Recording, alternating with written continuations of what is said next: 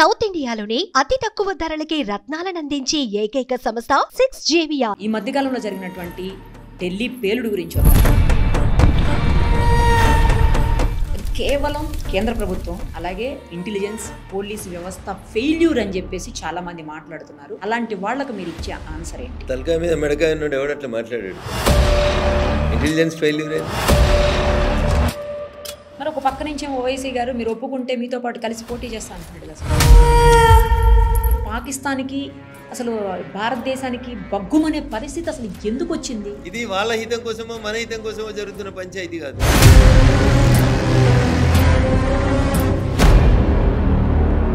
వాళ్ళు దేవుడు ఇచ్చిండు కాబట్టి 10 మందిని కంటున్నామని బయటికి చెప్తున్నారు, కానీ దేవుడు ఇచ్చుడు కాదు. వాళ్ళ ఉద్దేశం ఏంది? అంటే వాళ్ళు మేజర్ అయ్యి మనం మైనారిటీలో అయిపోతాం కదా. ఆపరేషన్ సింధూర్ చేసాం, మనం సక్సెస్ అయ్యాము. ये हमला किया है उन आतंकियों को उनकी कल्पना से भी बड़ी सजा मिलेगी.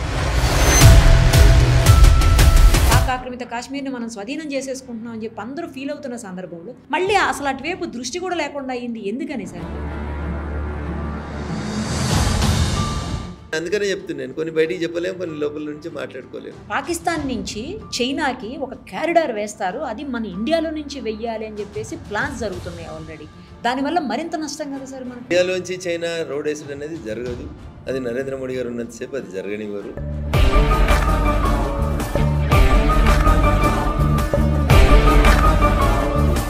రాహుల్ గాంధీ గారు ఈ మధ్యకాలంలో ఓట్ల విషయంలో చాలా పెద్ద ఎత్తున ఉద్యమాన్ని పెద్ద ఎత్తున మాట్లాడుతున్నారు. ఆయన చాలా అంశాలు లేవనెత్తుతున్నారు. వాటికి సరైన ఆన్సర్ ఇచ్చేటువంటి పరిస్థితి బీజేపీ నేతల దగ్గర కానీ నాయకుల దగ్గర కానీ లేదు అని అంటున్నారు. మీరే బీజేపీ ఎందుకు ఇస్తుంది తల్లి? ఈ allegation is against election commission. మీరు చెప్పినట్లే ఎలక్షన్ కమిషన్ చేస్తుందని కదా ఆరోపణ.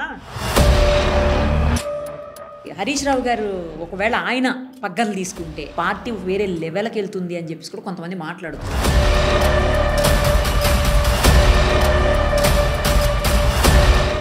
డిప్యూటీ సీఎం గారి ఇంటికి కవిత గారు వెళ్ళినప్పుడు ఆవిడ శారీ గురించి కూడా చాలా పెద్ద చర్చ నడిచింది. మొత్తం అంతా కాంగ్రెస్ జెండా లాగా ఇది సంకేతమా ఏంటి కాంగ్రెస్ లోకి మారుతున్నారు అన్నట్టని. జాతీయ జెండా కూడా అవే రంగులు ఉంటాయి కదా. ఓ అంటే బీజేపీలోకా?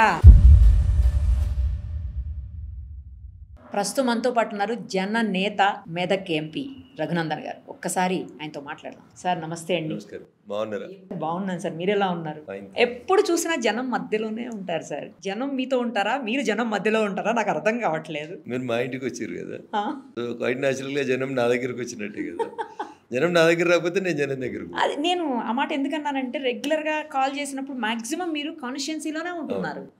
ఈ మధ్యలో నేను ఒక 5-6 టైమ్స్ కాల్ చేసి ప్రతిసారి మీరు అక్కడే ఉంటున్నారు. రాజకీయం అనేది ఒక వ్యసనం నీరు.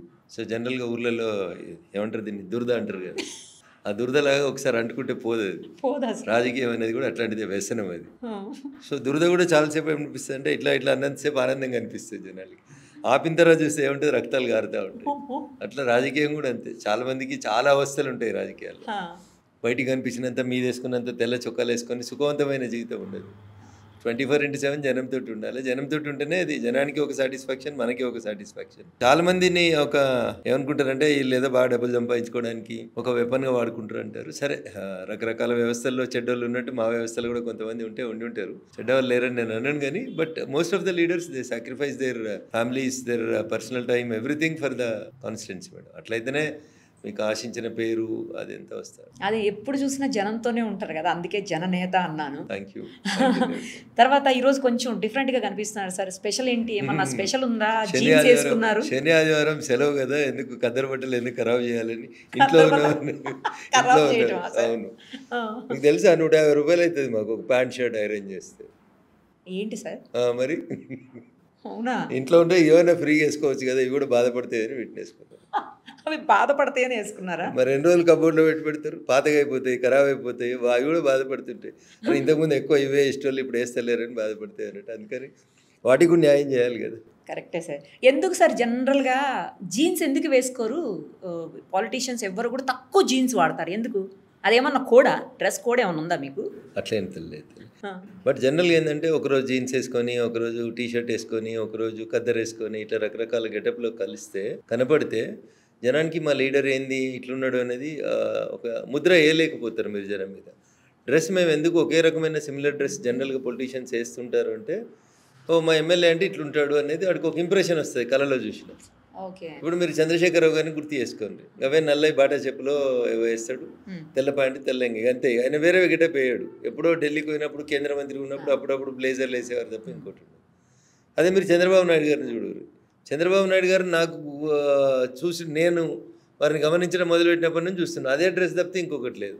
ఆఖరికి మన యోగా డే రోజు కూడా యోగా డ్రెస్ వేసుకోలేదు చంద్రబాబు నాయుడు గారు, అదే డ్రెస్లో యోగా చేసేవారు. సో అట్లా డ్రెస్ అనేది పొలిటికల్ లీడర్కి ఒక గుర్తింపు. సో మా లీడర్ అంటే ఇట్లా ఉంటాడు అని. ఇప్పుడు నరేంద్ర మోడీ గారు అన్నారు అనుకోండి, మీరు మంచి డ్రెస్ వేస్తారు, పైన కలర్ఫుల్ బ్లేజర్ వేస్తారు, చూడడానికి చాలా నీట్గా ఉంటారు. మోడీ అనగానే వారి ఇంప్రెషన్ అట్లా కనబడుతుంది. మోడీ గారిని ఎప్పుడు మీరు జీన్ పాయింట్లలోనో టీ షర్ట్లలో ఊహించలేరు. సో అట్లా లీడర్స్కి జనరల్గా ఒకే రకమైనటువంటి డ్రెస్ వేస్తే ఓ ఈయన పలానా అనగానే పలానా రఘునందన అనగానే జనానికి ఒక గుర్తింపులాగా వచ్చేస్తుంది అన్నట్టు.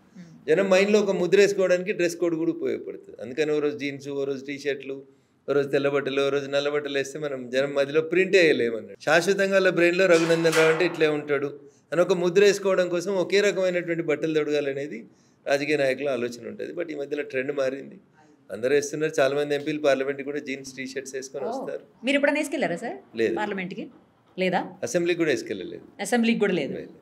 Okay, nice sir.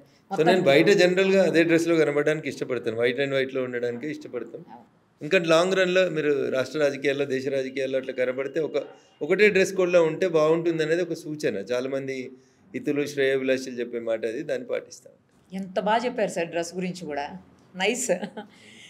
ఇప్పుడు ఒక్కసారి మన ఈ మధ్యకాలంలో జరిగినటువంటి ఢిల్లీ పేలుడు గురించి వద్దాం సార్. అది కేవలం ప్రభుత్వం అంటే కేంద్ర ప్రభుత్వం, అలాగే ఇంటెలిజెన్స్, పోలీస్ వ్యవస్థ ఫెయిల్యూర్ అని చెప్పేసి చాలామంది మాట్లాడుతున్నారు. అలాంటి వాళ్ళకు మీరు ఇచ్చే ఆన్సర్ ఏంటి? తలకాయ మీద మెడకాయ ఉన్నాడు ఎవడు అట్లా మాట్లాడాడు తల్లి. ఎట్లా మాట్లాడతారు మీరు? ఏం ఫెయిల్యూర్? ఇంటెలిజెన్స్ ఫెయిల్యూర్ ఏంది? ఇంటెలిజెన్స్ పట్టుకున్నది కాబట్టి తప్పించుకొని పారిపోలేక వాందేవాడు సూసైడ్ చేసుకున్నాడు కదా. ఇంటెలిజెన్స్ ఫెయిల్యూర్ అయితే హైదరాబాద్కి వెళ్ళి డాక్టర్ని ఎట్లా తీసుకుపోతారు? ఎవరు పట్టుకున్నారు మరి? ఇంటెలిజెన్స్ ఫెయిల్ అయింది, ఎవరు పట్టుకున్నారు? ప్రతిపక్షానికి విమర్శించడానికి ఒక మాట ఉండాలి కాబట్టి విమర్శించడం తప్పితే అర్థవంతమైనటువంటి చర్చ చేసుకోవాలి. నరేంద్ర మోడీ గారు ప్రధానమంత్రి అయినటువంటి 12 ఏళ్లలో ఈ దేశంలో జరిగిన బాంబ్ బ్లాస్ట్లన్నీ, కాంగ్రెస్ అధికారంలో ఉన్న 2004 నుంచి 14 మధ్యలో జరిగిన బాంబ్ బ్లాస్ట్లన్నీ, I don't want to compare, but ప్రతిపక్ష నాయకులు ఆరోపిస్తున్నారని మీరు అంటున్నారు కాబట్టి చెప్తున్నా. నేను బాంబ్ బ్లాస్ట్లని మినిమైజ్ చేసినాం, టెర్రరిస్ట్ యాక్టివిటీస్ని మినిమైజ్ చేసినాం. అయినా టెర్రరిజం అనేది కొత్త రూపానికి మారుతుంది అనేది మన జరిగినటువంటి సంఘటనలు నిదర్శనం. చాలా మంది ఇప్పుడు సెక్యులర్ మేధావులు ఎవరు మాట్లాడతలేరు. సెక్యులరిజం, ముస్లిమ్స్ హక్కుల గురించి మాట్లాడుతుంటారు కదా, అన్ని మతాలని సమానంగా చూడాలి. ఇప్పుడు ఎవరిని నమ్మాలి? నిరుపమ్ గారు ఎంబీబీఎస్ చదివి డాక్టర్ అని బోర్డు పెట్టుకున్న వాళ్ళు కూడా విషం తయారు చేయడం ఎట్లా, విషాన్ని ప్రజల మీద ప్రయోగించడం ఎట్లా, ప్రసాదాలలో కలపాలనే ఆలోచన, ఇంత దరిద్రమైన ఆలోచన చేస్తూ ఉంటే ఈ దేశంలో ఇంకా ముస్లింలకి స్థానం ఎట్లుంటుంది, ఎక్కడుంటుంది చెప్పు? ఎవరిని నమ్ముతారు ప్రజలు? మీరు కణం నిమిషం మీరు ఈ దేశాన్ని ద్వేషిస్తారు. ఆఖరికి మా గుడి ప్రసాదాన్ని కూడా మీరు ఖరాబ్ చేయాలనే ఆలోచన వచ్చిందంటే ఇక మిమ్మల్ని భగవంతుడు ఎట్లా క్షమిస్తాడు? ఇంతకంటే దుర్మార్గం ఏముంటుంది చెప్పు? బాగా చదువుకొని వచ్చిన డాక్టర్ పని చేయాల్సినోడు, తెల్ల కోట వేసుకొని డాక్టర్ వృత్తి చేసి ప్రాణాలు పోస్తామని చెప్పి పట్టా తీసుకున్నాడు, మనుషుల ప్రాణాన్ని సామూహికంగా ఎట్లా తీయాలని ఆలోచిస్తుంటే ఇంకేం మాట్లాడతాం నిరుపమ్ గారు? దానికి ఏమైనా అర్థం ఉందా? దీంట్లో ఏమైనా ఆలోచన ఉందా వాళ్ళకి? మనుషులు అనాలా వీళ్ళని? చదివేస్తే ఉన్నమతి పోయిందని చెప్తారు. ఇదా మీరు తయారు చేసే మెడిసిన్ మనుషుల్ని చంపడానికి ఉపయోగిస్తారా? రంగు, రుచి, వాసన లేని దాన్ని తీసుకొచ్చి హైదరాబాద్ మెట్రో నీళ్ళలో కలిపితే హైదరాబాద్ ప్రజలు చావాలని కోరుకుంటున్నారు వాళ్ళు. ఎట్లుంటారు మీరు? ఇక ఎట్లా భాగస్వాములు అవుతారు ఈ దేశ అభివృద్ధిలో మీరు? నరేంద్ర మోడీ గారు సబ్కా సాథ్, సబ్కా వికాస్, సబ్కా విశ్వాస్ అన్నారు. అరే మేము మిమ్మల్ని విశ్వాసంలోకి తీసుకొని మీరు మా వాళ్ళు అంటుంటే మీరేం చేస్తున్నారు? హిందూ దేవాలయాల దగ్గర ప్రసాదాలలో విషం కలపాలని ఆలోచన వస్తుందా? అసలు మనిషి అనేటోడు ఎవడని ఇట్లాంటి ఆలోచన చేస్తాడా? ఇంత దుర్మార్గంగా ఆలోచిస్తూ ఇంకా ఈ దేశం మాది, మేముంటాం ఈడ, సెక్యులర్. ఏం సెక్యులర్? ఏడాదచ్చిరియాల సెక్యులర్ వాదులందరూ. అదే పాకిస్తాన్లో ఇట్లా చేస్తే ఉంచుదురా? ఇప్పటికి రాలేదో కూడా చంపకపోదురా? డెమోక్రసీని ఎక్కువ ఎంజాయ్ చేయడానికి వాడుతున్నటువంటి పదం పేరు సెక్యులరిజం. ఇదేంది ఇది? దీన్ని సెక్యులరిజం అంటారా? ఒక్కరు మాట్లాడరా? ఒక మేధావి మాట్లాడా ఇది తప్పు అని? ఒక ముస్లిం మత పెద్ద మాట్లాడా ఇది తప్పు, ఇట్లాంటి పనులు చేయొద్దని చెప్పడా? ఇదే చెప్పిందా మీ ఖురాన్? వేరే వాళ్ళ మతాల అన్నంలో విషం కలపండి, వాళ్ళ హాస్పిటల్కి వస్తే విషం ఇచ్చి చంపండి అని నేర్పిస్తారా? ఎట్లా నమ్ముతారు రేపు? మీరు చేసిన ఈ పని వల్ల, మీరు చేసిన ఈ ప్రవర్తన వల్ల మా పక్కింట్లో ఎవరైనా ముస్లిమ్స్ ఉంటే అనుమానపడే పరిస్థితిని కల్పించారు. మీరు భయపడిపోయే పరిస్థితి, అనుమానపడతారు ముందు, తర్వాత భయపడతారు. ఎటువైపు డ్రైవ్ చేస్తారు? రేపు ముస్లిం సమాజం కూడా ఎట్లా సేఫ్గా ఉండగలుగుతుంది ఇండియాలో ఇట్లాంటి పనులు జరుగుతుంటే? ఏం మెసేజ్ పంపదలుచుకున్నారు? ఎంత మూర్ఖంగా పనిచేసారు అనేది ఒకసారి ఆలోచించాలి నిరుపమ్ గారు. సభ్య సమాజం మొత్తం ఖండించాలి దీంట్లో, ముస్లింలే ముందుండి ఖండించాలి దీన్ని. అవును, ఓవైసీ అన్నట్టున్నారు. ఏమన్నాడు? ఓవైసీ వల్లనే ఇదంతా జరుగుతూ ఉంది. దురదృష్టం ఆయన్నే. ఎందుకు అన్ని మసీదులలో ఎందుకు అనౌన్స్ కాలేదు? మామూలు చేసింది తప్పని ఎందుకు చెప్పారు? మేము ఈ దేశాన్ని ఉండాలనుకుంటున్నాం కూడా వాళ్ళకి అగైనెస్ట్ అని చెప్తున్నాడు. ఇట్లా అదే ఓవైసీ గారు పైన మాట్లాడతాడు, కింద చేస్తూనే ఉంటాడు. ఓవైసీ పెద్ద వయసు ఒకటి మాట్లాడతాడు, చిన్న వయసు ఒకటి చేస్తుంటాడు. ఇదేం జరుగుతుంది నిరుపమ్ గారు? ఫస్ట్ ఇలా హిందూ సమాజం కూడా ఆలోచించాలి. ఈ దేశంలో ఉన్న హిందూ సమాజం ఇలా ఆలోచించాలి నిరుపమ్ గారు. ఒకవేళ అది ఏదో హైదరాబాద్ వాటర్ వర్క్స్లో ఒక పైప్ లైన్లో కలిసినా, లేదా ఏదైనా వెంకటేశ్వర స్వామి గుడి దగ్గర కలిపినా, లేదా ఏదైనా సాయిబాబా గుడి దగ్గర అమాయకులైనటువంటి పేద ప్రజలు వచ్చి ప్రసాదం తీసుకునే దగ్గర కలిపినా ఏం జరుగుతుంది? ఎంతమంది ప్రాణాలు పోతాయి? అంటే గుళ్ళె ప్రసాదంలో కూడా విషయం కలిసింది అని అంటే ఎవరిని బదనాం చేయాలనుకుంటున్నారు మీరు? అంటే ఇది ఒక సిస్టమేటిక్గా జరుగుతుంది నిరుపమ్ గారు. హిందువులని గుడికోకుండా చేయాలి, హిందువులకి ప్రసాదం తినకుండా చేయాలి, హిందువుల మనసులలో ప్రసాదంలో కూడా విషం వస్తుందని చిన్నపిల్లల మనసులో ఒక విషబీజం నాటాలి.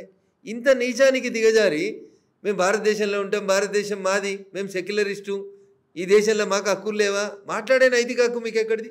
ఇట్లా మాట్లాడితే చాలామందికి ఇబ్బంది అనిపిస్తుంది. వాస్తవమే కదా ఇది. ఇలా ఏ ముస్లిం కనబడామని హిందువులు భయపడేటువంటి పరిస్థితి, అనుమానపడే పరిస్థితి తీసుకొచ్చారు. ఎవరైనా ముస్లిం బోర్డు పెట్టుకొని డాక్టర్ అని చెప్తే రేపు ఎవరైనా పోతారా పేషెంట్లు? అంటే నువ్వు ఏం చేస్తున్నావు? నువ్వు చేస్తున్న ఈ తెలివి తక్కువ పని వల్ల నీ వాళ్ళకి అన్యాయం చేసుకుంటున్నావు. నువ్వు ముస్లిం డాక్టర్ని నమ్మరు, ముస్లిం వకీల్ దగ్గరికి పోలేరు, ఆఖరికి మీరు ఏడికి తీసుకొస్తారు? టెంపుల్స్ దగ్గర ఎవరైనా ముస్లిం షాప్ పెట్టుకుంటే వాళ్ళ దగ్గరికి పోవద్దు అనేటువంటి దగ్గర దాకా వచ్చేస్తుంది. ఇది ఫ్యాక్ట్, ఇది వాస్తవం.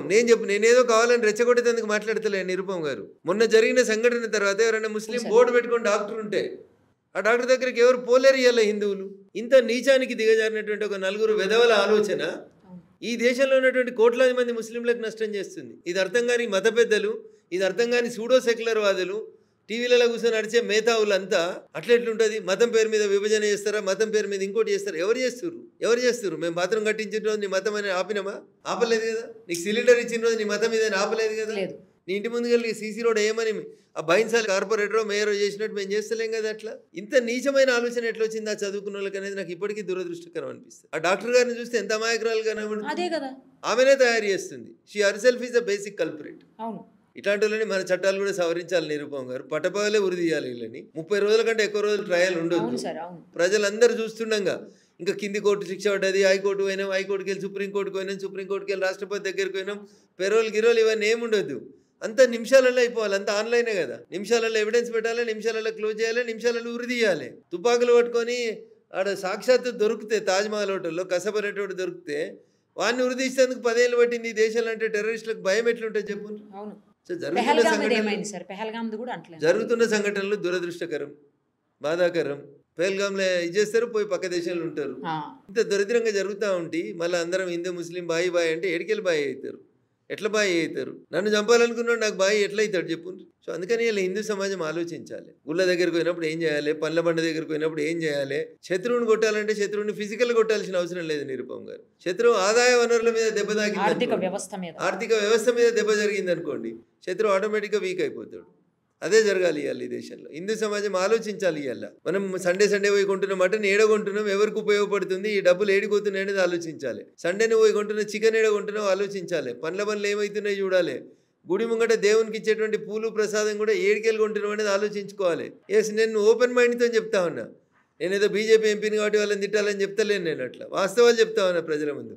సభ్య సమాజం మీద ఆలోచించుకునే పరిస్థితి తీసుకొచ్చారు మీరు. నలుగురు వెధవలు కలిసి చేసినటువంటి పనికి ఇలా ప్రతి ముస్లింని ఈ దేశంలో అనుమానితుడిగా, నిందితుడిగా, దొంగగా చూడాల్సినటువంటి పరిస్థితి కల్పించారు నిరుపమ్ గారు.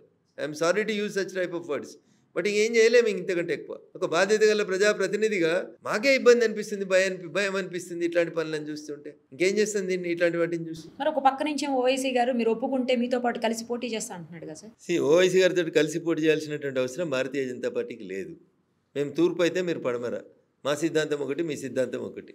కాబట్టి మీరు మాతో కలిసి పనిచేస్తామనేటువంటి మాట మాట్లాడడం అంటే దేశంలో జరుగుతున్నటువంటి ఈ సంఘటనలన్నింటికీ మీరు బదనాం అవుతున్నారు. కాబట్టి దాని నుంచి తప్పించుకోవడానికి అవసరమైతే మేము బీజేపీతో కలిసి పోటీ చేస్తామని మీ మీద పడ్డటువంటి ముద్ర నుంచి మీరు బయటికి రావడం చేసే కుట్రగా తప్ప ఇంకొకటి కాదు.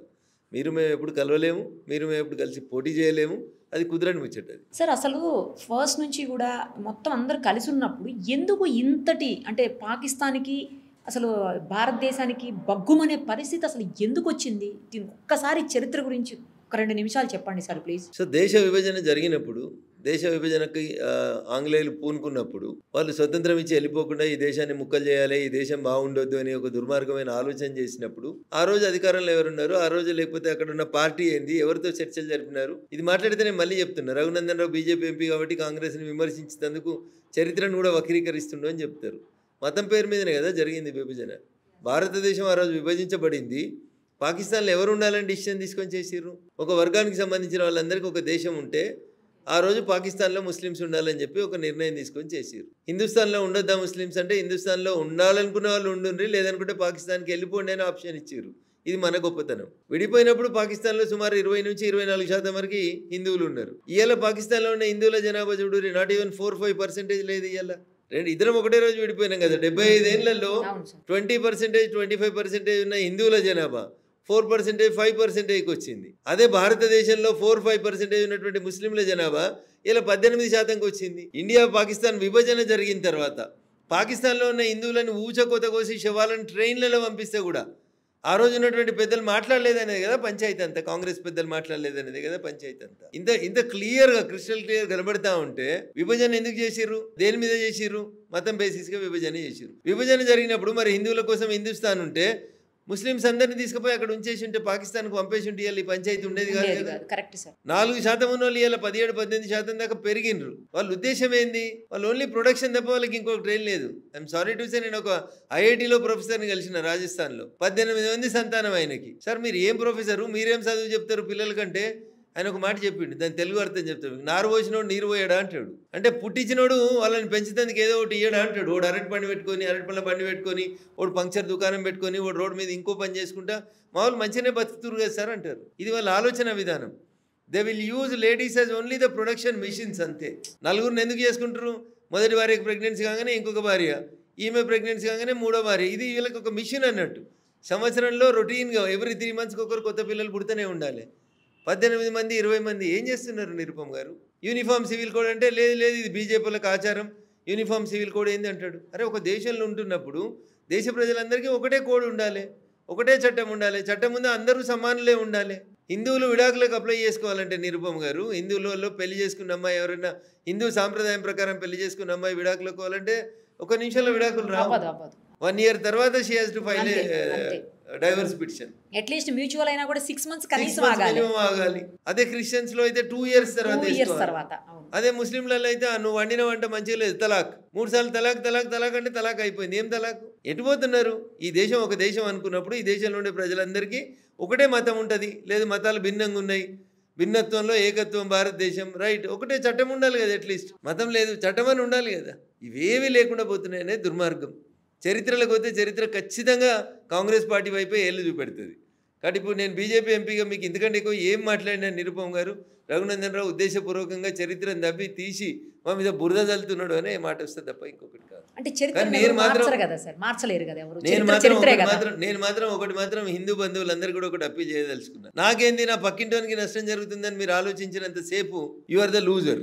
అల్టిమేట్ గా నష్టం జరిగేది నీకు. ఐకమత్యం లేదు కాబట్టి ఇదంతా జరుగుతా ఉంది. మీరు మళ్ళీ గుర్తు చేసుకోవాల్సింది, మళ్ళీ అర్థం చేసుకోవాల్సింది, మనం సంఘటితంగా ఉంటే అన్ని బాగుంటాయి. వాళ్ళు 10 మందిని కంటారు, మనం కూడా కనడం స్టార్ట్ చేయాలి. ఇది వాళ్ళ హితం కోసమో మన హితం కోసమో జరుగుతున్న పంచాయతీ కాదు. వాళ్ళు దేవుడు ఇచ్చిండు కాబట్టి 10 మందిని కంటున్నామని బయటికి చెప్తున్నారు, కానీ దేవుడు ఇచ్చుడు కాదు. వాళ్ళ ఉద్దేశం ఏంది? మన దేశంలో వాళ్ళ జనాభాని మనకంటే ఎక్కువ పెంచి వాళ్ళు అప్పుడు ఈ దేశాన్ని మళ్ళీ ఒకసారి మతాంతీకరణ చేయడానికి జరుగుతున్నటువంటి ఒక పెద్ద కుట్ర. అంటే వాళ్ళు మేజర్ అయ్యి మనం మైనారిటీలో అయిపోతాం కదా. ఇప్పుడు మనం ఎప్పుడున్నాం 2025లో ఉన్నాం. ఇలా జనాభా ఎంత ఉంది చూడు. నాకు తెలిసి మీరు 2050 దాకా ఉంటారని నేను అనుకుంటున్నా. 2050 వరకు ఏమవుతుంది? వాళ్ళ రేషియో ఇట్లా పెరుగుతూ పోయి మన రేషియో ఇట్లా తగ్గుతూ వస్తే మనం ఎక్కడ ఉంటాం, వాళ్ళు ఎక్కడ ఉంటాం చూడండి. ఇది ప్రతి హిందూ తల్లి ఆలోచించాల్సినటువంటి విషయం. ఒకరు ఇద్దరు అనేది బంద్ చేయాలి. మనం కూడా 3-4 కనాల్సిందే. లేదు యూనిఫామ్ సివిల్ కూడా ఈ దేశంలో అమలు కావాల్సిందే. అందరికీ ఒకటే ఉండాలి. సరే ఈ దేశం వనరులు సరిపోతలేవు. ఇప్పటికే ఒక ఆస్ట్రేలియా ఖండాన్ని మనం ప్రతి సంవత్సరం ముట్టిస్తాం. అంత జనాభా వస్తుంది మనకి. టోటల్ ఆస్ట్రేలియన్ కాంటినెంట్లో ఎంత జనాభా ఉంటుందో ఎవ్రీ ఇయర్ కొత్తగా భారతదేశంలో అంతమంది పుడుతురు. ఏడికెళ్ళి సరిపోతుంది మీకు ప్లేసు? ఈ ఫ్యాక్ట్స్ ఇవి. రఘునందన్ రావు ఏదో నోటుకొచ్చిన మాటలు చెప్తలేడు. ఆస్ట్రేలియా ఖండంలో ఉన్న జనాభా ఎంత ఉంటుందో అంతమంది ప్రతి సంవత్సరం భారతదేశంలో కొత్తగా పుట్టిన పిల్లల సంఖ్య చెప్తున్నా నేను. ఏడికెళ్ళి వస్తుంది భారతదేశానికి ప్రతి సంవత్సరం ఒక ఆస్ట్రేలియా ఖండాన్ని ఏడికెళ్ళి జాయిన్ చేస్తారు. నీళ్ళేవి, గాలి ఏది, ఏమన్నా ఇప్పటికే ఢిల్లీ అయిపోయింది. హైదరాబాద్ కూడా ఏ నిమిషం అయినా అయిపోయే పరిస్థితికి వస్తుంది. ఎట్లా మరి మనుషుల జనాభా 2 × 2 4 అవుతుంది, 4 × 4 16 అవుతుంది, 16 × 16 ఇట్లా మల్టిపుల్ అయిపోతుంది. మీరు తినే తిండి పెరుగుతలేదు, గాలి పెరుగుతలేవు, నీళ్లు పెరుగుతలేవు, పంచభూతాలు ఏవి పెరుగుతలేవు మీకు. మరి అట్లాంటప్పుడు ఎట్లా బతుకుతారు మీరు? సో ఇండియన్ డెమోగ్రఫీని డిస్టర్బ్ చేసి భారతదేశంలో ముస్లింల జనాభాను 40 నుంచి 50% తీసుకొచ్చి తిరిగి మళ్ళీ ఒకసారి భారతదేశం లోపల ముస్లిం మతాంతీకరణ చేయడానికి జరుగుతున్న కుట్రనే దేవుడు ఇచ్చిండు కాబట్టి పిల్లల్ని అంటున్నామనే ముచ్చట. ఈ పొలిటికల్ అపీజ్మెంట్ ఏదైతే టీఆర్ఎస్, కాంగ్రెస్, ఇంకేవైతే కమ్యూనిస్టులు లేదా ఇంకేదైతే తృణమూల్ కాంగ్రెస్ చేస్తూ ఉన్నాయో దీనివల్ల ఈ దేశానికి నష్టం జరుగుతుంది. ఇట్లా అడగోలుగా ఒక రకంగా ప్రొడక్షన్ పెంచడం ఒకటైతే, రెండోది పక్క దేశాలకు వెళ్ళి తీసుకొస్తారు. బంగ్లాదేశ్కి వెళ్ళి ఇట్లా పక్కదారులకి వెళ్ళి వస్తూ ఉన్నారు, రోహింగ్యాలు వస్తూ ఉన్నారు. వీళ్ళందరూ ఎవరు నిరుపమ్ గారు? వీళ్ళందరికీ దేశంలో ఉండే హక్కేంది? ఎందుకుంటున్నారు? ఒక్కసారి హిందూ సమాజం ఆలోచించాలి. నేను భయపడడానికి చెప్తలేను, వాస్తవాన్ని ఆలోచించమని చెప్తా ఉన్నా హిందూ సమాజానికి. మనం బతికుండగానే ఈ పరిస్థితులు రాబోతున్నాయి అనేది ఒక హెచ్చరిక లాంటిది. ఇది ఏ స్టిచ్ ఇన్ టైమ్ సేవ్స్ 9 అని ఒక సామెత చెప్తారు. అరే వేయాల్సిన కుట్టు ఒక్కటి వేస్తే అది ఆగుతుంది చినిగిపోకుండా, లేకపోతే 9 కుట్లు వేయాల్సినటువంటి పరిస్థితి వస్తుంది తర్వాత. అందుకనే పెద్దలు చాలా ఆలోచించి చెప్పారు ఏ స్టిచ్ ఇన్ టైమ్ సేవ్స్ 9 అని. ఏ ఇబ్బంది జరగకుండా ఉండాలంటే ఇలా హిందూ సమాజం మేల్కొనాలి, ఆలోచించాలి. అసలు ఏం జరుగుతుంది అనేది ఒకసారి ఆలోచించి మనం ఏం చేయాలనేది ఒక నిర్ణయం తీసుకోవాలి. మనం రాజకీయ శక్తికి ఎదగాల్సిందే, మన ఆలోచన విధానంలో మార్పు రావాల్సిందే. రోడ్డు మీద ఎక్కడైనా చిన్న ఆటో యాక్సిడెంట్ ఎవరైనా ముస్లింలు ఎవరైనా కొడుతున్నారనుకోండి, 50 మంది ముస్లిమ్స్ అవుతారు అక్కడ. అదే హిందువుని కొడుతున్నారు అనుకోండి, ఒక్కడు కూడా ఆగడు, చూసుకుంటూ వీడియో తీస్తారు, మంచి కొడుతున్నారు నిరుపం అని వీడియో తీస్తారు. ఇదేం పంచాయతీ? వాళ్ళు చూడరు, ఒక ఆటో డ్రైవర్ గడ్డమున్న ఒక పిల్లని ఎవరైనా కొడుతుంటే 10 మంది మోటార్ సైకిల్ వచ్చేస్తారు. ఏడుంది మన లోపల యూనిటీ? ఈ యూనిటీ లేకపోతే కష్టపోయింది. చాలా ఆలోచన రేకెత్తించే అంశాలు సార్ మీరు పాయింట్అవుట్ చేసిన ప్రతి అంశం కూడా. ఇప్పుడు రేపు పాల ప్యాకెట్ ఇప్పి పాలు వేడి చేసి పిల్లలకు పోయాలంటే అలా విషయం కలిసిందా ఏందనేది ఆలోచించుకోవాల్సిన భయం, ఆందోళన వైపు సమాజాన్ని నెట్టేసినాయి మన జరిగినటువంటి 3 డాక్టర్లు అరెస్ట్ కాగానే వాడు ఈ మందుగుండు సామాగ్రిని అంతా దాచిపెట్టాలనేది అర్థం కాక రోడ్ల మీద తిరిగి చివరికి తాను పేల్చుకొని ప్రజల్ని చంపేసిండు దుర్మార్గుడు.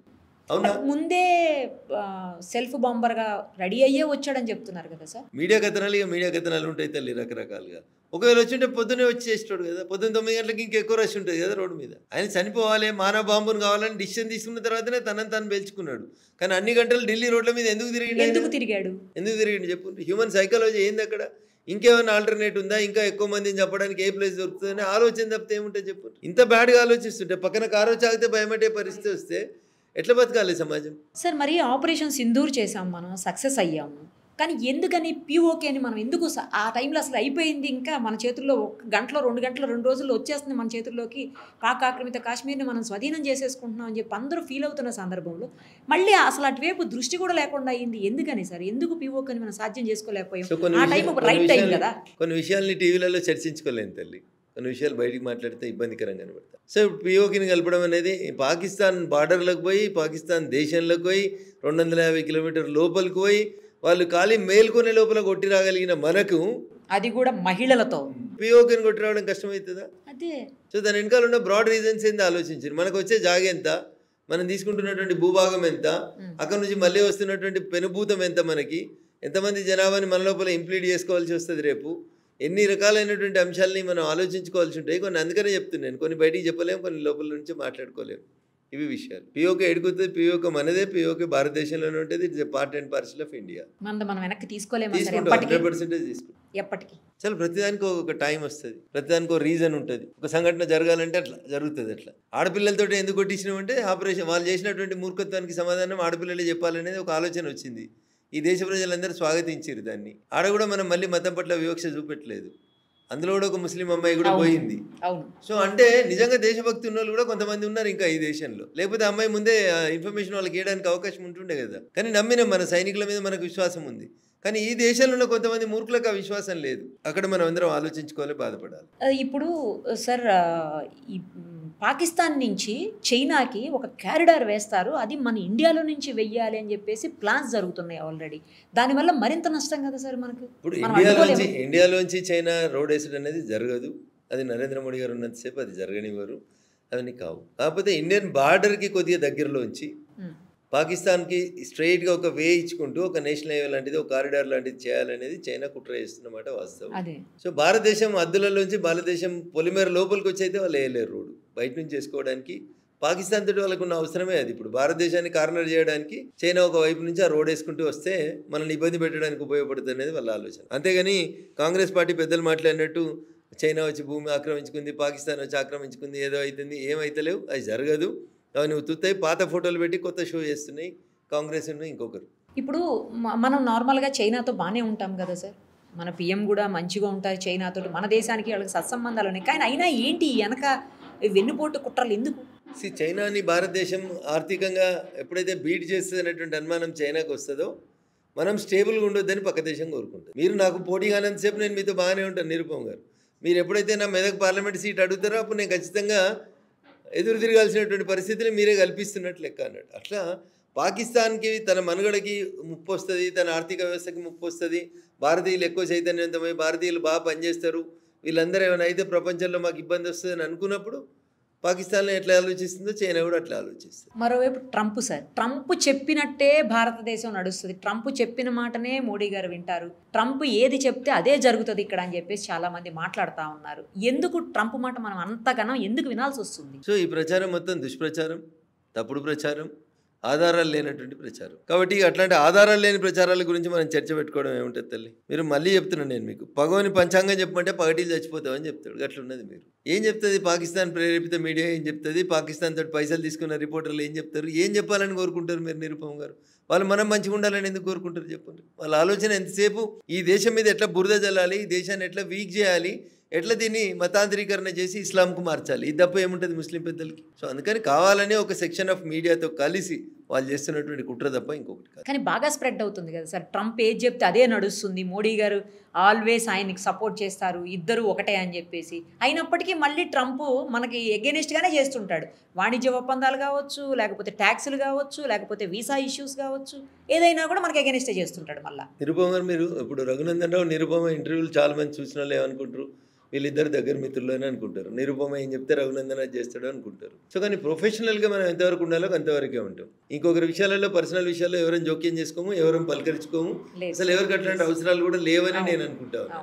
మరి బయట నుంచి చూసినప్పుడు ఏమనుకుంటారు, ట్రంప్కి ఎలక్షన్ క్యాంపెయిన్ అవసరం ఉన్నప్పుడు అక్కడ భారతీయులు ఎక్కువ మంది అవసరం ఉన్నారు కాబట్టి మోడీ గారిని పిలిచిండు. ఇప్పుడు అవసరం తీరిపోయింది కాబట్టి మన వాళ్ళందరూ ఓట్లేస్తే ఆయన గెలిచిండు కాబట్టి ఇలా ఆయన కొత్త నాటకాన్ని, కొత్త రూపాన్ని చూపిస్తూ ఉన్నాడు. సో హౌ కేర్ఫుల్ అనేది మనం నెక్స్ట్ ఎలక్షన్స్కి మనం బుద్ధి చెప్తాం. మన వాళ్ళు చెప్తారు, మీరేం బాధపడకండి. ఆయన 2 సార్ల కంటే ఎక్కువ అమెరికా అధ్యక్షుడు ఉండదు కాబట్టి ట్రంప్ మళ్ళీ ఎలక్షన్లకు ఉండడు.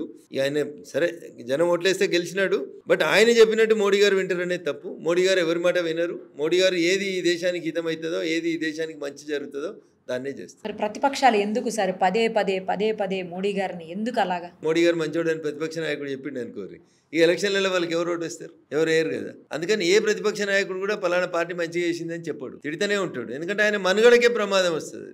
ఆయన మాట చెప్పిండు అనుకోరు, ఆయనకు మనుగడనే ఉండదు కదా. కాంగ్రెసే మంచిది అని టీఆర్ఎస్ అన్నది అనుకోరు, ఇక మరి టీఆర్ఎస్ అని ఎందుకు ఓటు వేయాలని అంటారా అన్నారా? ఇది కూడా అంతే, కామన్ సెన్స్ అండ్ లాజిక్. అలాగే రాహుల్ గాంధీ గారు ఈ మధ్యకాలంలో ఓట్ల విషయంలో చాలా పెద్ద ఎత్తున ఉద్యమాన్ని పెద్ద ఎత్తున మాట్లాడుతున్నారు. ఆయన చాలా అంశాలు లేవనెత్తుతున్నారు. వాటికి సరైన ఆన్సర్ ఇచ్చేటువంటి పరిస్థితి బీజేపీ నేతల దగ్గర కానీ, నాయకుల దగ్గర కానీ లేదు అని అంటున్నారు. మీరేమంటారు? బీజేపీ ఎందుకు ఇస్తుంది తల్లి? Is allegation is against election commission. బీజేపీయే కదా నడిపిస్తుందని ఆయన. ఎలక్షన్ కమిషన్ చేసే పని బీజేపీ ఎందుకు చేస్తుంది? నేను అదే చెప్పినట్లే ఎలక్షన్ కమిషన్ చేస్తుందని కదా ఆరోపణ. సరే అనుకుందాం నిరుపమ్ గారు ఒక నిమిషానికి. మరి మాకంటే ముందు 55 సంవత్సరాలు ఈ దేశాన్ని మీరే పాలించారు కదా. 2004 నుంచి 14 దాకా మీరే కదా ప్రధానమంత్రి. మరి మమ్మల్ని ఎందుకు రానిచ్చారు? కాంగ్రెస్ చెప్పినట్టు ఎలక్షన్ కమిషన్ ఇనేది ఉంటే గుజరాత్లో 7 సార్లు బీజేపీ ఎందుకు ముఖ్యమంత్రి అవుతుంది? కాదు కదా, కావద్దు కదా. మరి ఎట్లయింది? ఇప్పుడు మేము ఎలక్షన్స్ పెట్టినప్పుడు మేము అధికారంలో పెట్టినామా? పెట్టలే కదా. సరే 2014 దాకానైతే మీరే ఉన్నారు కదా అధికారంలో. 14లో ఎలక్షన్స్ మీరే పెట్టిరు కదా. సరే 19లో మేము పెట్టి ఉంటాం, 23లో మేము పెట్టి ఉంటాం. బట్ మీరైతే 2004 నుంచి 2014 దాకా మీరే పెట్టిరు కదా ఎలక్షన్స్. మరి అప్పుడు ఎందుకు ఇది చేయలేదు? అంటే అప్పుడు మీరు నడిపిస్తే నడిచింది ఎలక్షన్ కమిషన్? మీరు చెప్తే విన్నదా? మోడీ గారు వచ్చినాక వచ్చింది ఎలక్షన్ కమిషన్ అనేది ఈ దేశంలోకి? మాకంటే ముందు లేదా ఎలక్షన్ కమిషన్? వాళ్ళ పనితీరు ఎట్లుంది, ఇప్పుడు ఎట్లుంది ఒకసారి చూడండి. కాబట్టి ఇవన్నీ ఆడలేక మధ్యలో ఉన్నాయని అనవసరమైనటువంటి బదనాం తప్పితే ఇంకొకటి కావు. ఒకసారి స్టేట్కి వద్దాం సార్. రఘునందన్ గారికి మాట్లాడే అన్ని రకాలుగా ఎలా అయినా మాట్లాడగలరు. రఘునందన్ గారు అందరినీ మెప్పించగలరు. రఘునందన్ గారికి పూర్తి స్థాయిలో నాలెడ్జ్ ఉంది అన్ని విషయాల్లో కూడాను. ఆయన అన్నింట్లో నెంబర్ 1. కానీ ఎందుకని బీజేపీ అధ్యక్షులుగా రాలేకపోతున్నారు అని చాలామంది అభిమానులు వాళ్ళల్లో వాళ్ళు మదన పడుతున్నటువంటి పరిస్థితి. నాతో కూడా మాట్లాడారు. అందుకే నేను ఈ క్వశ్చన్ మిమ్మల్ని అడుగుతున్నాను. సో పార్టీకి అధ్యక్ష పదవి ఒకటే ఉంటుంది నిరుపమ్ గారు. ఆశపడ్డం చాలామంది ఆశపడుతుండొచ్చు. పార్టీ ఎవరిని ఏ టైంలో ఎప్పుడు ఎక్కడ ఉంచాలో పార్టీకి బాగా తెలుసు. అందుకని చెప్పి పార్లమెంట్లో మా సేవలు వాడుకుందాం అనుకుంటారు కాబట్టి ఇక్కడ పార్టీ అధ్యక్షునికి అవకాశం ఇవ్వకపోవచ్చు. అట్లా ఎందుకు తీసుకోవాలి పాజిటివ్? కాబట్టి ఇది జరిగింది, దీనివల్ల లాభమా నష్టమా అని అనుకుంటే నేను కర్మ సిద్ధాంతాన్ని నమ్ముతాను. భగవద్గీతలో శ్రీకృష్ణుడు అర్జునునికి చెప్తాడు, కర్మానుసారే బుద్ధి. మన వాళ్ళు చాలా మంది అంటుంటారు, రాత్రి 9 నుంచి ఆయన్నే డ్రైవింగ్ చేసిండు, నిద్ర అవుతుందని ఇప్పుడే 5 నిమిషాల ముందే డ్రైవర్ మారి అటుకెళ్ళి ఇటు వచ్చిండు, పాపం డ్రైవింగ్ చేసినా ఏం కాకపోతుండే, ఈ పక్క బతుకుతుండే అని అనుకుంటారు. ఆయన కర్మ అట్లా ఉంది కాబట్టి ఆయన ఆ టైంకి స్టీరింగ్ వదిలేసి ఇటు పక్క వచ్చి కూర్చున్నాడు. ఆ డ్రైవర్కు బతకాలని ఉంది, వాడు కర్మ అట్లా ఉంది కాబట్టి వాడు ఇటు వచ్చిండు. దాన్ని కూడా మనం ఇంకో రకంగా అనుకుంటాం అన్నట్టు. అరే 5 నిమిషాలు అయితే అయిపోతుండే, ఇంటికి చేరుతుంటే పాపం గీడైంది యాక్సిడెంట్ అనుకుంటారు. ఆ పాపం గానే ఉంది, ఆ పాపం గాడికి అయిపోవాలని ఉంది కాబట్టి గానే పాపం అయిపోయింది. అట్లా ఇది కర్మ. ఈ కర్మని నమ్మాల్సిందే. సో అట్లా ఈడ మంచి జరిగిందా, ఆడ మంచి జరిగిందా, ఏడ మంచి జరిగిందా అనేది పక్కకు పెట్టారు. నిన్నటికంటే ఈరోజు మంచిగా ఉన్నారు, రేపు ఇంకా మంచిగా ఉంటారు. ఇది నమ్మండి, ప్రశాంతంగా ఉంటారు. అంతే, దేని గురించి ఎక్కువ టెన్షన్ పడదు. అట్లా జరగాల్సిందని ఆపే శక్తి మీకుందా? లేదు. ఆపుతారా? ఆపలేము. పోనీ ఏదైనా ఎవరన్నా ఆపుతారా? పోలీసు వాళ్ళని ఆపిర్రా? ఎవరు ఆపలేరు. సో అందుకని there are certain things which are inevitable. దాన్ని మీరు ఏం చేసినా ఆగది. సునామీ ఉంది, ఎవరైనా ఆపగలుగుతారా? ఎర్త్క్వేక్ ఉంది, ఎవరైనా ఆపగలుగుతారా? బోయింగ్ విమానం కూలిపోయేది ఉంది, ఆపిర్రా? ఏం చేయగలిగారు నిరుపమ గారు? సో అందుకని నేను ఏమంటున్నా అంటే కర్మ సిద్ధాంతాన్ని నమ్మాల్సిందే. అంటే సార్ ఆల్వేస్ పాత తరం వాళ్ళనే పెడతారు, సీనియర్స్ని. ఎందుకు లేటెస్ట్ జనరేషన్స్ని మీలాగా జనాలతోటి ఉండే వాళ్ళని ఎందుకు తీసుకోరు ఆ పదవిలోకి అనేది కొంతమంది క్వశ్చన్ చేస్తున్నారు. తప్పకుండా తీసుకుంటారు. అప్రోప్రియేట్ టైం వచ్చేదే కాగాలి, ఓపిక ఉండాలి. రాజకీయం అంటేనే ఓపిక. కడప ముంగట బండి ఉంటుంది, తొక్కుడు బండి అంటారు ఊర్లలో. ఒక ఆయన బురద దొక్కొచ్చి ఇట్లా రాస్తాడు చెప్పులు, ఒక ఆయన పెండ దొక్కొచ్చి రాస్తాడు, ఒక ఆయన ఇంకొకటి ఉత్తకాలతో వచ్చి రాస్తాడు. ఆ బండి వల్ల ఏమనేది, ఎంతమంది దొక్కినా తొక్కులాగానే ఉంటుంది, అట్లే ఉంటుంది. అట్లా దానికి ఎంత ఒప్పుకుంటుందో రాజకీయాలలో ఉంటే అంత ఒప్పుకుంటారు. ఏం పోల్చి చెప్పారు సార్ అసలు. ఇంటి ముంగట కడప ముంగట ఉన్న బండిని ఎన్ని రకాలుగా దొక్కుతారు మీరు? బండాలకి వెళ్ళిపోతుంది, ఇంటి ముందుకి వెళ్ళిపోలేదు కదా. దానికి ఎంత ఒప్పుకుంటుందో అట్లా మనకు కూడా అంత ఒప్పుకుంటేనే ఎదుగుతారు. అట్లా లేకపోతే ఎదగలేరు. పాలిటిక్స్లో ఓపిక లేకపోతే ఎదగలేదు. పంచాయతీ ఎలక్షన్స్ వచ్చాయి సార్, ఏంటి పరిస్థితి? పార్టీ సింబల్ లేకుండా జరిగేటువంటి ఎలక్షన్స్ అవి. అయినా సరే క్యాండిడేట్స్ పలానా క్యాండిడేట్ పలానా పార్టీ నిరుపమారు, మీరు ఇప్పుడు ఎవరైనా గెలవనియండి, ఏడాది లోపల వాళ్ళంతా అధికార పార్టీలోకి పోతారు. ఎందుకంటే ఊర్లో మోరి కట్టాలంటే పైసలు కావాలి, ఊర్లో రోడ్ వేయాలంటే పైసలు కావాలి. ఇవన్నీ కూడా లోకల్లో ఉండేటువంటి స్థానిక సంస్థలకు సంబంధించిన నిధులు కేంద్రంకి వెళ్ళి మేము ఇస్తాం. కానీ ఏం చెప్తారు, ఇవి బీజేపీ ఇచ్చిందని చెప్పారు కదా. అందుకని అధికారంలో ఉన్న పార్టీ దగ్గరికి వస్తే 2 రూపాయలు వస్తాయి, 2 పనులు అవుతాయి, నేను సర్పంచ్ గెలిచిన ఊరికి ఏదో చేయాలనే తపనలతో అందరూ ఆడికిపోతారు. ఉదాహరణకి ఎవరైనా సర్పంచ్ మొండిగా నిల్చొని నేను కాంగ్రెస్ అనో నేను బీఆర్ఎస్ అనో ఏదో ఒక పార్టీకి ముద్రేసుకున్నాడు అనుకో, అప్పుడు ఆ రాష్ట్రంలో అధికారంలో ఉన్న పార్టీ కాక వేరే పార్టీ వాడు అయితే ఆ సర్పంచ్ని పనిచేయనియరు, చెక్ పవర్ రద్దు చేస్తారు, డిపిఓతో ఎంక్వైరీ చేపిస్తారు, ఆయన సర్పంచ్ పదవి సస్పెన్షన్లకు వస్తుంది, ఉప సర్పంచ్ అవుతాడు. ఇన్ని బాధలు ఉంటాయి. అందుకని కష్టపడి గెలిచినాం కదా, ఏది గాలి ఎటుంటే అటు ఉందాలే అనుకుంటాడు. మళ్ళీ ఎలక్షన్లు వచ్చినప్పుడు ఏం చేయాలో చేస్తాడు. ఇప్పుడు ఇదే విషయంలో ఎలక్షన్ ఎవరైతే పార్టీలు మారారో ఈ పార్టీలు ఫిరాయించినటువంటి ఎమ్మెల్యేల విషయంలో ఇష్యూ నడుస్తూ ఉంది కదా సార్. మన రాష్ట్రంలో ఎందుకు కొలికి రావట్లేదు, వేరే స్టేట్స్లో వస్తున్నాయి కదా. నేను ఒక మాట మీకు గుర్తు చేయాలి ఈ సందర్భంలో. 2004లో గౌరవనీయులు దివంగత రాజశేఖర రెడ్డి గారు ముఖ్యమంత్రి. అప్పుడు టీఆర్ఎస్కి గెలిచిన 10 మంది ఎమ్మెల్యేలు కాంగ్రెస్ పార్టీలో జాయిన్ అయ్యారు, ఇంక్లూడింగ్ జగ్గారెడ్డి గారితో సహా. టీఆర్ఎస్లో గెలిచి కాంగ్రెస్లో జాయిన్ అయ్యారు వీళ్ళంతా. వీళ్ళని డిస్క్వాలిఫై ఏమని చెప్పి టీఆర్ఎస్ తిరగడం మొదలుపెట్టింది, కంప్లైంట్ చేయడం మొదలుపెట్టింది. మేమే ముఖ్యమంత్రి, మాదే రాష్ట్రం కదా, మాకెవడు ఎదురుంటాడని పోయినరు. అంతా అయిపోయిన తర్వాత సుప్రీంకోర్టు కోయరు, హైకోర్టు కోయరు, రకరకాల ఇష్యూస్ చేసారు. అంతా అయిపోయినాక ఏం జరిగింది, ఇంకో 2 రోజులైతే శాసనసభ రద్దు అవుతుందనగా స్పీకర్ సురేష్ రెడ్డి గారు జడ్జిమెంట్ ఇచ్చారు. ఏమని సార్? ఒక ఇద్దరిని డిస్క్వాలిఫై చేసి ఒకరిద్దరిని పోటీ చేయొద్దని చెప్పి అట్లా ఏదో ఒక జడ్జిమెంట్ ఇచ్చినారు. ఎప్పుడు ఇచ్చినారు? 2 రోజులైతే శాసనసభ టెన్యూర్ ముగుస్తుంది అనగా ఇచ్చారు. ఏం లాభం దానివల్ల? ఇప్పుడు ఏదో అందరూ గోల చేస్తున్నారు, ఈ బై ఎలక్షన్ వస్తుంది, ఆ బై ఎలక్షన్ వస్తుంది, ఏదో ఒక బై ఎలక్షన్ వస్తుంది. మొన్న కోర్టులో కూడా గవర్నమెంట్ రిటైర్డ్ అయినటువంటి సుప్రీంకోర్టు జడ్జి గారు కూడా గవాయి గారు ఒక మాట, కేసు ట్రయల్ చేస్తున్నప్పుడు ఒక మాట అడిగారు, 1 జనవరికి ఏడుందాం అనుకుంటారు మీరు అని ఒక స్పీకర్ని అడిగారు. అడగొచ్చాను నిరుపమ గారు. అది ఏంటి సార్ అట్లా? నేను ఒక లే మ్యాన్ గా అడుగుతున్నాను, నేను ఎక్కువ చదువుకోలేదు, నేను ఒక ఏలుముద్రునే అనుకోండి. ఒక జడ్జి గారు ఒక స్పీకర్ని 1వ తారీఖు జనవరికి మీరు ఏడు ఉందాం అనుకుంటారు అని అడుగు, ఇట్లా ఉంటావా లేకపోతే అక్కడ ఉంటావా అన్నట్టు ఏంటి అసలు? అది అదే ఎవరికి అర్థం కాలేదు సార్ ఆ క్వశ్చన్. అసలు ఈ రోజు ఆ సుప్రీంకోర్టు జడ్జి గారు రిటైర్డ్ అయినారు. జనవరి 1 రోజు ఈ స్పీకర్ ఇట్లే ఉంటాడు.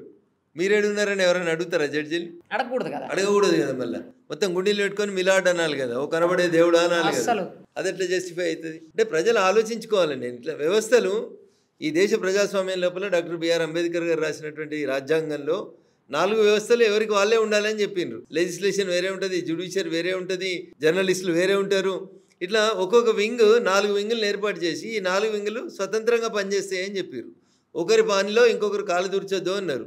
ఉద్యోగస్తులు ఉంటారు, ప్రభుత్వ ఉద్యోగస్తులు, లెజిస్లేటివ్ పని వాళ్ళకి వచ్చిన తర్వాత వాళ్ళ పని వాళ్ళే చేసుకుంటారు కదా. ఇట్లా ఒక వింగ్కి ప్రత్యేకంగా కొన్ని విధులు ఉన్నప్పుడు మళ్ళీ పక్కన ఉన్న పనిలో మనం ఏళ్ళు ఎందుకు పెట్టాలి, కాలు ఎందుకు పెట్టాలి? That is very unfortunate. Jubilee hills Congress గెలిచిన తర్వాత దూకుడు పెంచింది, అందుకే ఇమ్మీడియట్గా ఈ స్థానిక సంస్థల ఎలక్షన్స్ కూడా స్టార్ట్ అయిపోయాయి, ఇంకా కాంగ్రెస్ని అడ్డుకునే శక్తులే లేవు అంటున్నారు సార్, ఏమంటారు? సో ప్రజాస్వామ్యంలో తల్లి ప్రజలు న్యాయ నిర్ణేతలు చాలామంది అట్లే ఫీల్ అయినరు. దుబాకలో రఘునందన్ రావు అనేటువంటి బై ఎలక్షన్ గెలిచే కంటే ముందు దాకా టీఆర్ఎస్ పార్టీని ఎవడైనా ఓడగొడతాడని అనుకుర్రా నిరుపమ్ గారు? ఓటమి లేదు అండ్రి, 6 అడుగుల బుల్లెట్ అండ్రి, అన్న 7 కాలు పెడతాడా ట్రబుల్ షూటర్ అండ్రి. మరి ఏమైంది షూటు? జనం ఎట్లా రివర్స్ కొట్టిరు? కాబట్టి ఇదేదో మేము చెప్పినట్టు జరుగుతుందని అనుకోవడం తప్పు. ప్రజలు మీకంటే నాకంటే తెలివిగా ఆలోచిస్తారు, తెలివిగా ఓట్లేస్తారు. మీరు అసలు డిపాజిట్స్ కూడా కోల్పోయి అత్యంత ఘోరంగా ఓడిపోయారు, ఎవరు బాధ్యత తీసుకుంటారు? మీతో సహా అందరూ అక్కడ ప్రచారానికి వచ్చారు, అయినప్పటికీ కూడా క్యాండిడేట్ ఓడిపోతే ఎవరు బాధ్యత తీసుకుంటారు? ఇప్పుడు అది మొదటి బాధ్యత క్యాండిడేట్ తీసుకోవాలి, తర్వాత పార్టీ తీసుకోవాలి. అందరిది పార్టీ అంటే మా అందరిది సమిష్టి బాధ్యత. ఎందుకు ఓడిపోయిందని ఏమైనా అనాలిసిస్ జరిగిందా సార్? అంత దారుణంగా ఎందుకు ఓడిపోయారని? క్యాండిడేట్ని కొంచెం తొందరగా డిక్లేర్ చేస్తే బాగుంటుండే అనేది ఒక అభిప్రాయం వచ్చింది. అందరితో కలిసి చర్చించుకొని ఇప్పుడున్న క్యాండిడేట్ సూటబుల్ అనుకుంటే ఆయనకి ఇవ్వాలి, సూటబుల్ కాకపోతే వేరే వాళ్ళకి ఇవ్వాల్సింది ఉండే. అట్లా చేయకపోవడం తప్పు అనేది ఒకటి అనుకుంటాం. So any we'll sit for a meeting, అప్పుడు తప్పకుండా చర్చకు వస్తుంది. ఇంకా దాని మీద అవ్వలేదా సార్? సమీక్ష కాలేదు తల్లి, కాలేదు. అంటే ఎలక్షన్ అయిపోయి కూడా చాలా రోజులు అయింది కదా సార్? చేస్తారు, ఇంకా తొందరలోనే పెట్టుకుంటారు. పార్లమెంట్ ఉంది కదా, మళ్ళీ మాకు ఈ ఏడావిడి ఇదంతా చూసుకున్న తర్వాత పెడతారు. ఇక ఒక్కసారి కవిత గారికి వద్దాం సార్. కవిత గారు ఏంటి ఆవిడ చేస్తున్నటువంటి వ్యాఖ్యానాలు, గతంలో కూడా మీరు అదే పార్టీ నుంచి వచ్చున్నారు కాబట్టి మీకు అక్కడ ఆవిడ చెప్తున్నాయన్నీ నిజమే అని అనిపిస్తుందా, లేకపోతే నిజమేనా? అసలు ఏంటి అదంతా కేవలం ఆవిడ కోపంతో, కసితో ఆ ఫ్యామిలీ మీద, ముఖ్యంగా హరీష్ గారి మీద వ్యతిరేకతతో ఆవిడ మాట్లాడుతున్నారని అనుకోవాలా, లేకపోతే అందులో ఏమాత్రమైనా నిజం ఉందని అనుకోవాలా? 2-3 విషయాల్లో కవిత గారు చాలా క్లారిటీ ఉన్నారు. ఒకటి, ఆమెను ఇంట్లోకి వెళ్ళి పంపించడం లోపల హరీష్ రావు గారి పాత్ర ఎక్కువ ఉంది కాబట్టి హరీష్ రావు గారి మీద బదిలా తీసుకోవాలనేది ఫస్ట్ కనబడుతుంది. అది రెండోది, మళ్ళీ ఎప్పుడైనా అవకాశం వస్తే పార్టీలో పోవాలి, అన్నతో కలిసి అన్నని ముఖ్యమంత్రిని చేయాలి, భావం నిలగొట్టాలనేది ఆమె ఆలోచన అయింటుంది. 2, 3 సమస్యల మీద నేను మాట్లాడుతున్నా అంటది. జనం ఎందుకు నమ్ముతారు కవిత గారు మిమ్మల్ని? సమస్యల మీద మీరు మాట్లాడేది ఉంటే 10 ఏళ్ళు అధికారంలో ఉన్నప్పుడు ఎందుకు మాట్లాడలేదు? తొలి క్యాబినెట్లో 2014 నుంచి 2018 దాకా ఒక మహిళా మంత్రి కాలేదు. ఆ రోజు ఎందుకు మాట్లాడలేదు కవిత? లేదా పేపర్లో చూసిన నేను 8 మంది బీజేపీ ఎంపీలు రాజీనామా చేస్తే బిల్లు పాస్ అవుతుందండి. మేము ఎందుకు రాజీనామా చేయాలి? కవిత చెప్పినట్టు బీజేపీ ఎంపీలు ఎందుకు వింటారు? కవితకి ఏం సంబంధం బీజేపీ ఎంపీల గురించి? మీరు కూడా నిలబడ్డారు కదా, మిమ్మల్ని ప్రజలు వద్దనుకున్నారు కదా, ఇంకా మళ్ళీ మీకు మాట్లాడే అవకాశం ఎక్కడిది? ఎట్లా మాట్లాడతారు కవిత గారు? ఏం మాట్లాడుతుంది ఆమె? అసెంబ్లీ ప్రాంగణంలో జ్యోతిబా పూలే విగ్రహం పెట్టాలి, ఎవరు వద్దన్నారు? మీ నాయన ముఖ్యమంత్రి ఉన్న 10 ఏళ్లలో ఎందుకు పెట్టలేదు? అప్పుడు ఎందుకు అఖిలపక్షాన్ని పిలవలేదు? ఇదంతా ఏదో తన రాజకీయ ఉనికి కోసం, మనుగడ కోసం ఆమె పోరాడుతున్నటువంటి లెక్క కనబడుతుంది. అంటే ఆ పార్టీ రాబోయే రోజుల్లో పార్టీగా మారుతుంది, ఇప్పుడు జాగృతి పేరుతో నడుస్తుంది అనుకోండి, తర్వాత పార్టీగా మారితే అప్పుడు ఏంటి పరిస్థితి? మీరు ఎప్పుడైనా పల్లెటూరులోకి పోయిరా నిరుపమ గారు? సార్ పల్లెటూరులో చూసిరా? కుండ తెలుసా మీకు? కుండ ఏంటిది? Pot sir. పాట్, నీళ్ళు స్టోర్ చేసి, అందుకనే కుండ అని అడిగిన. ఊర్లలో దాన్ని కుండ అని అడుగుతారు, కుండ అని చెప్తారు దాన్ని. సో కుండకు రంధ్రం పడ్డ తర్వాత ఎప్పుడైనా కుండకు ఒక చిన్న కుండ కొత్తది కొనుక్కొచ్చుకోరు, బెజ్జం పడితే లేదా రంధ్రం పడి ఒక చిన్న రంధ్రం కొట్టండి కుండ. తర్వాత దానికి ఎంసీలు పెట్టుర్రి, ఫెవికాల్ పెట్టుర్రి, ఫెవిక్విక్ పెట్టుర్రి, ఎన్నైనా పెట్టుర్రి. ఒకసారి రంధ్రం పడ్డ తర్వాత కుండలు ఇక నీళ్ళు ఆగాయి తల్లి, అవుతాయి. కొన్నిసార్లు గంటలు ఖాళీ అవుతుంది కుండ, కొన్నిసార్లు 2 గంటలు అయితే, కొన్నిసార్లు 3 గంటలు అయితే. బట్ కుండ ఖాళీ అవడం అనేది అయితే కన్ఫామ్ కదా. ఇక ఒకసారి చిల్లు పడ్డ తర్వాత ఇక టీఆర్ఎస్ అనేది కూడా గంతే. ఇక దానికి టీఆర్ఎస్ అనే కుండకి చిల్లు పడ్డది. చెప్పారా సార్? ఇప్పుడు నీళ్ళు నిలుస్తాయా తల్లి దాంట్లో? మీరు ఎంత కష్టపడి నింపినా అయితే అర్ధగంటకి లేకపోతే గంటకి కొద్దిగా ఎంసీలు గట్టిగా పనిచేసింది అనుకో, 2 గంటలకి మీరు రాత్రి నింపి పడుకోరు, తెల్లారిసరి కుండ ఖాళీ అవుతుందా? నేను అడిగింది జాగృతి పార్టీ గురించి సార్. జాగృతి ఉండదు, టీఆర్ఎస్ ఉండదు. టీఆర్ఎస్ని వాళ్ళే బొంద పెట్టేసిర్రు, టీఆర్ఎస్ని బీఆర్ఎస్ చేసిర్రు. ప్రజలు బీఆర్ఎస్కి సిఆర్ఎస్ ఇచ్చిర్రు, కంపల్సరీ రిటైర్మెంట్ ఇచ్చిర్రు. సిఆర్ఎస్ని కంపల్సరీ టీఆర్ఎస్ బీఆర్ఎస్ అయింది. తెలంగాణ రాష్ట్ర సమితి భారత రాష్ట్ర సమితి అయింది. TRS became BRS. ప్రజలు మాకు బి వద్దు సి పెడతామని బి తీసి సి పెట్టిర్రు. సిఆర్ఎస్ అంటే కంపల్సరీ రిటైర్మెంట్ స్కీమ్ అని. చేయాల్సిన పని సరిగా చేయక బాగా తింటే ఐఏఎస్ ఆఫీసర్లని, ఉద్యోగస్తుల్ని ప్రభుత్వం వారీగా నీకు ఎక్కువ అయింది రిజైన్ చేసి పోబిడ్డ అని సిఆర్ఎస్ అంటారు, కంపల్సరీ రిటైర్మెంట్ స్కీమ్ అని. 10 ఏళ్ళు మీరు దోసిన దోసును చూసి అక్కో దిక్కు, చెల్లో దిక్కు, బావో దిక్కు, బుడ్డోడో దిక్కు, పెద్దోడో దిక్కు ఇట్లా దోస్తే జనం భయపడిపోయి అది ఎప్పుడైతే టీ పోయి బి అయిందో ప్రజలు అనుకున్నారు ఇక వీళ్ళకు టీలు బీలు ఏలు వద్దు, వీళ్ళకి ఏకంగా సి ఇస్తేనే కరెక్ట్ అనుకొని కంపల్సరీ రిటైర్మెంట్ స్కీమ్ ఇచ్చి పంపారు.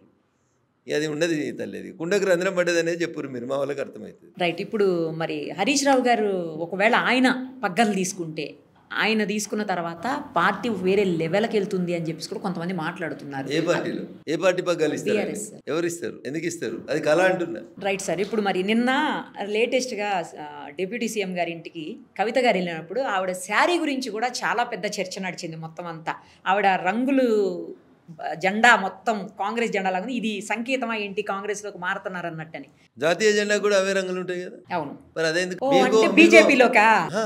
ఆ 3 రంగులు జాతీయ జెండాలో కూడా ఉంటాయి కదా. అవును. మరి కాంగ్రెస్ చీర కట్టుకొని పోయిందని ఎందుకు ముచ్చట పెడుతున్నారు? కవిత ఏ చీర కట్టుకుంటేంది అంటే అదేమన్నా సంకేతం అన్నట్టు మాట్లాడుతున్నారు. తప్పు పర్సన్ అడుగుతారు ప్రశ్న.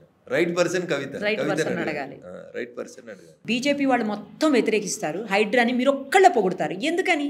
రఘునందన్ గారికి మాత్రం ఎందుకు నచ్చింది హైడ్రా? రఘునందన్ రావు మాట్లాడిన మాటలకి అర్థం కాక జనాలు ఏది పడితే అది ఎవరుతూనే ఉంటారు. రఘునందన్ మీద ఎప్పటికి బురదేయాలని ఇంటోడు చూస్తాడు, పక్కింటోడు చూస్తాడు. ఏం చేస్తాం అట్లయితే? ఏమర్థమైంది మీకు? హైడ్రా తీసుకొచ్చిన కాన్సెప్ట్ ఏంది?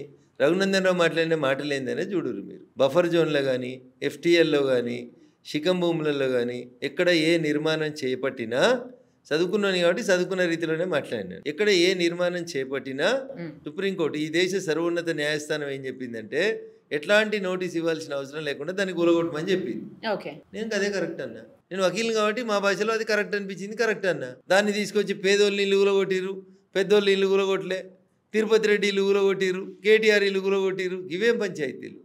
వ్యక్తులకు ఎందుకు ఆపాదిస్తారు? ఇప్పుడు మనమే అడుగుతున్నాం కదా, గదేదో కాలేజీ చెరువు మధ్యలో కడితే తుర్కోలు కట్టి కాలేజీ చెరువులలో కట్టుకుంటే ఒప్పుకుంటారని మీరు నేను అడుగుతున్నాం కదా. మరి చెరువులు ఏది కట్టినా తీసేయమనేది హైడ్రా.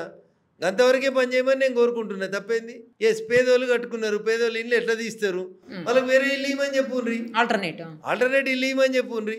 100 గజాలు ఇచ్చి ఇల్లు కట్టి ఇవ్వమని ప్రభుత్వాన్ని. గదడకుండా చెరువు కట్టం, నీళ్లు కట్టి చెరువు కట్టం, ఇల్లు కట్టి చెరువు కట్టం, ఇంకేదో కడితే ఉత్తరాఖండ్లో ఏమైంది, వయనాడులో ఏమైంది? తెల్లారిసరికట్లో కొట్టుకుపోతారు, మునిగిపోతారు.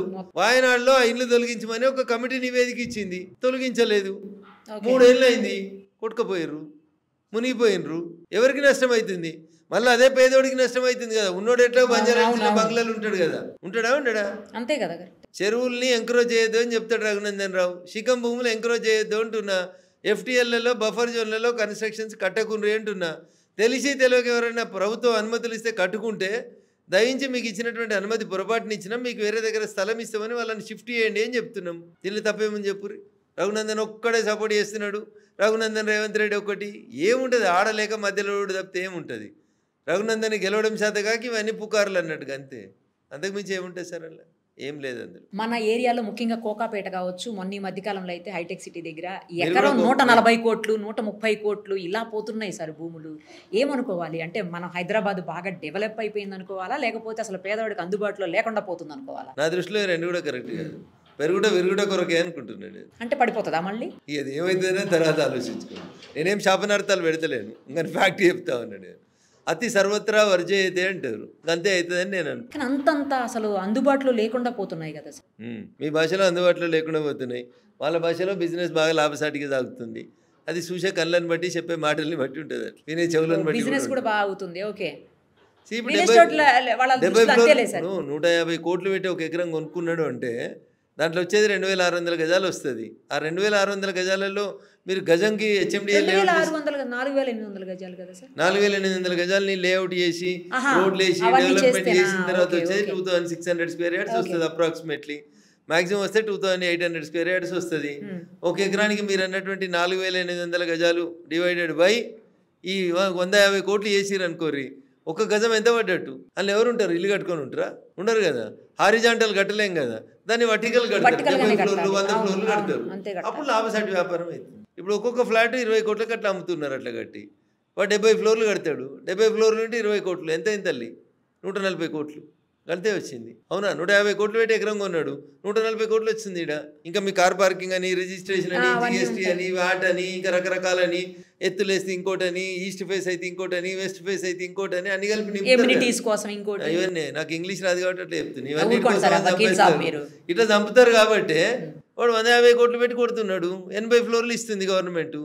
కానీ గవర్నమెంట్ ఆలోచించాల్సిన మినిమం ఇదేంటంటే, ఇప్పుడు మీరు ఒక ఎకరంలో ఇంతకుముందు ఎన్ని చెట్లు ఉండే, ఇప్పుడు మీరు ఎకరం కట్టిన తర్వాత ఆయన ఏం పెడతాడు? 2 పూల మొక్కలు పెట్టి చిన్న చిన్న అందంగా కనబడేందుకు 2 చెట్లు పెడతాడు. అపార్ట్మెంట్లో ఒక 1000 మంది వస్తారు అనుకోర్రి.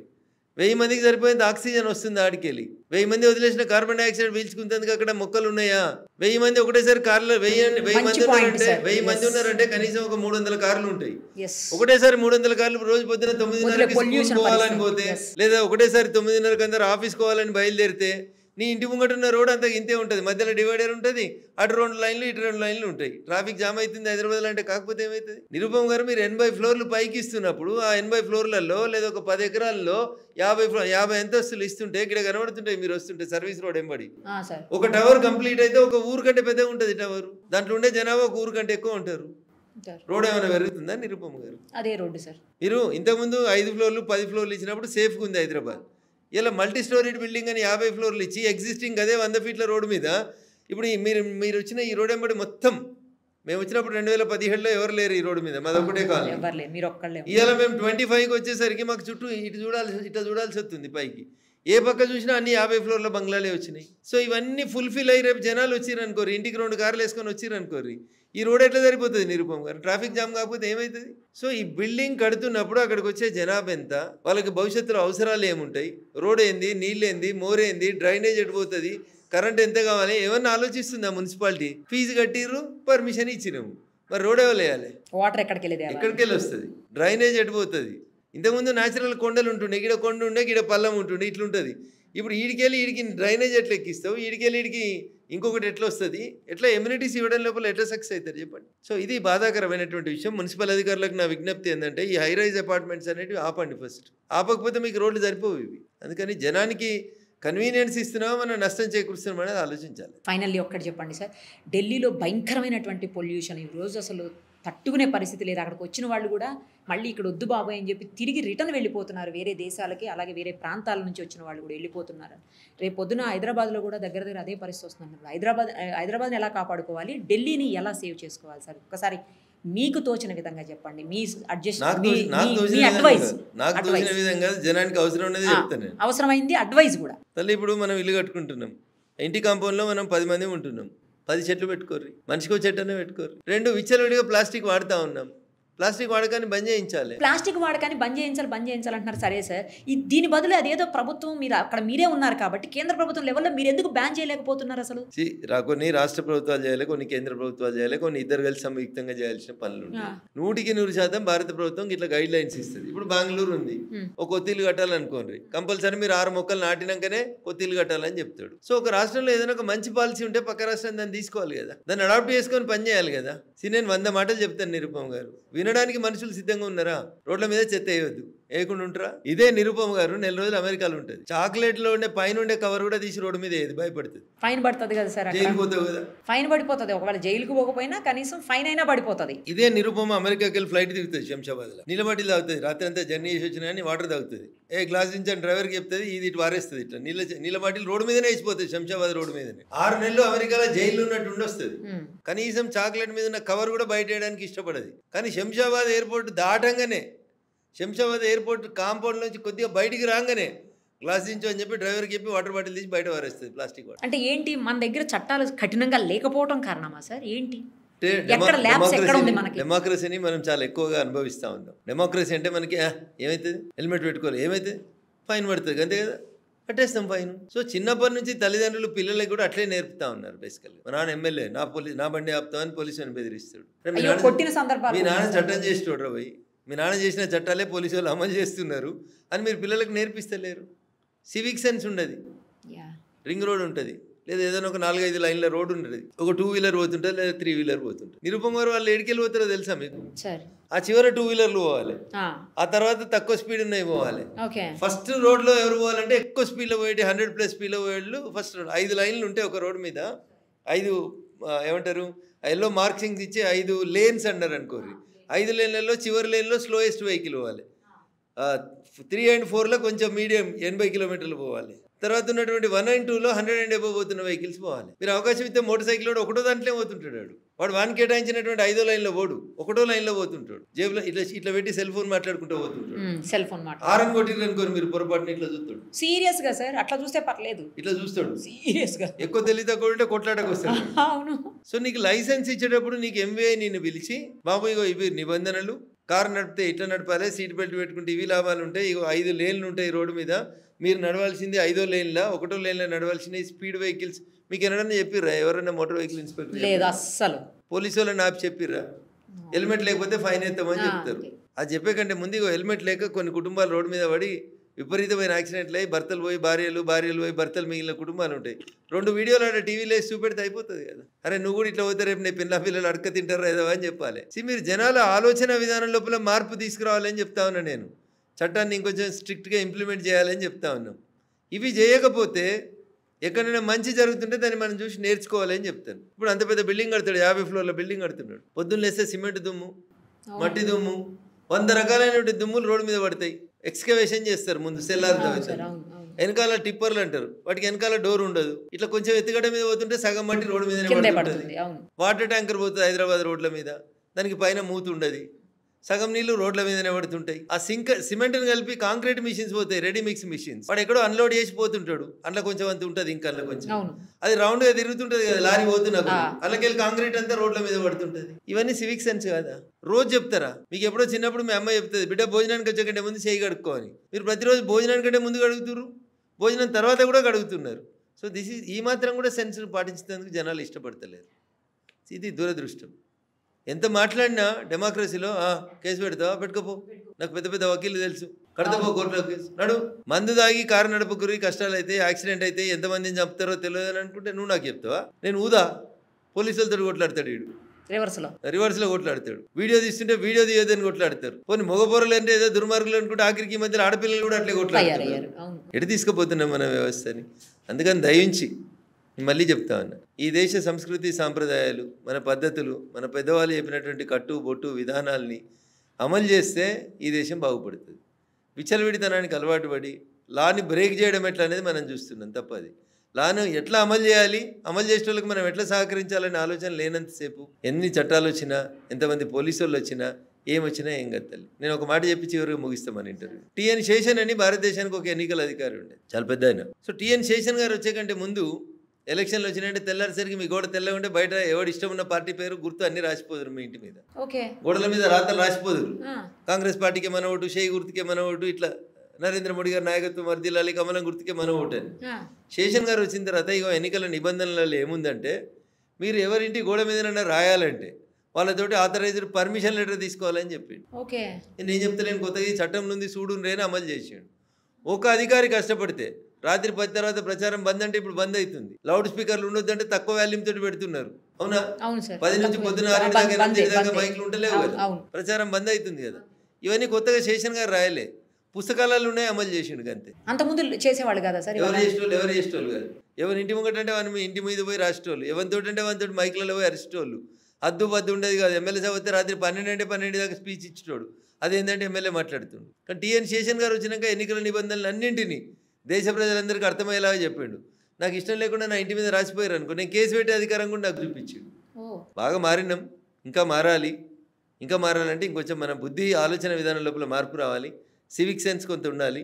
ఇవన్నీ మారుతాయని, ఈ దేశం కూడా 2047 వరకు నరేంద్ర మోడీ గారి నాయకత్వంలో వికసిత భారత్ అవుతుందని, ప్రపంచానికి మార్గదర్శనం చేస్తుందని నాకు సంపూర్ణంగా విశ్వాసం ఉంది. ఎందుకంటే ఇప్పుడు మీ పిల్లలు ఏడ చదువుతారంటే అమెరికాలో చదువుతారు అని చెప్పుకునే పరిస్థితి ఉంది.